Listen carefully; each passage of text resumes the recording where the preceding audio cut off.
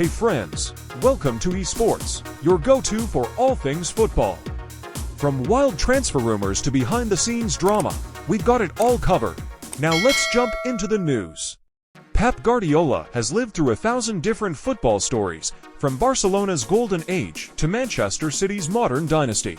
But when someone like Pep, a guy who's basically built a blueprint for how football should be played, is asked about the single greatest moment of his coaching career at City, you expect a complicated answer, something philosophical, something deep. But nope, Pep kept it real.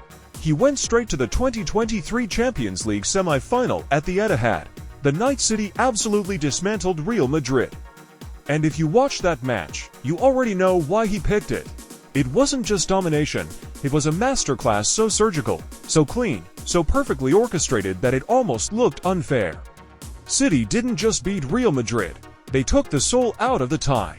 Think about it, Real Madrid, the kings of Europe, the club built for Champions League nights. And Pep City made them look like they were searching for the Wi-Fi password on the pitch. Passing triangles everywhere, pressure like a storm, movement so smooth it felt like the whole team was dancing to the same rhythm. Pep wasn't just coaching, he was composing a symphony. He said, "From 1,000 games, we've won more than 700. I feel sorry for our opponents. But honestly, we've been incredible." That line is wild. It's humble, but everyone knows it's basically football's version of, "My bad for being this good." Pep has always been like that, respectful, but brutally honest. And he's right, what City have done isn't normal. It's the kind of dominance you only see once every decade. Maybe once in a lifetime, and that semi-final. That was the proof, the peak. The mountaintop where everything he built came together perfectly. Style, identity, mentality, chemistry. It was the purest form of Guardiola football, but the conversation never ends there. Because with Pep, there's always one big question floating around like a drone camera above the pitch. Will you ever return to Barcelona? Or sometimes people push even harder. Could Pep be the next president of Barça? And his reaction to that, man, it's priceless. Pep says he'll always love Barcelona. That part is obvious. Barça is in his DNA. It's where he grew up, where he became a legend, where he changed football forever. He'll never reject that connection. But being the president?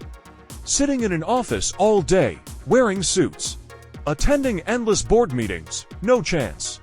Pep literally said he can't imagine himself with a tie, sitting in the presidential chair at Camp Nou. And honestly, same. Guardiola as president feels like putting a lion in a library. Wrong environment, wrong job.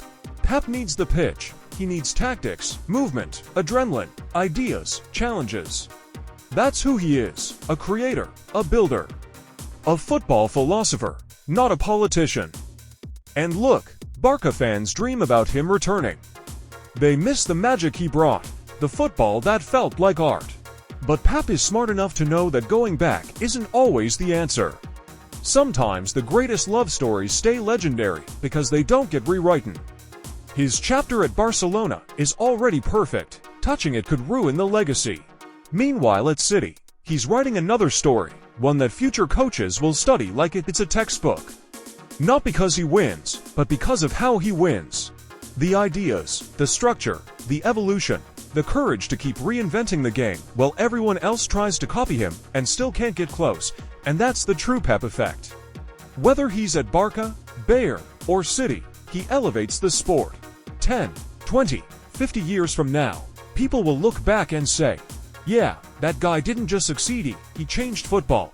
So if you're looking for his peak, Pep already told you, it wasn't a trophy lift. It wasn't a cup final.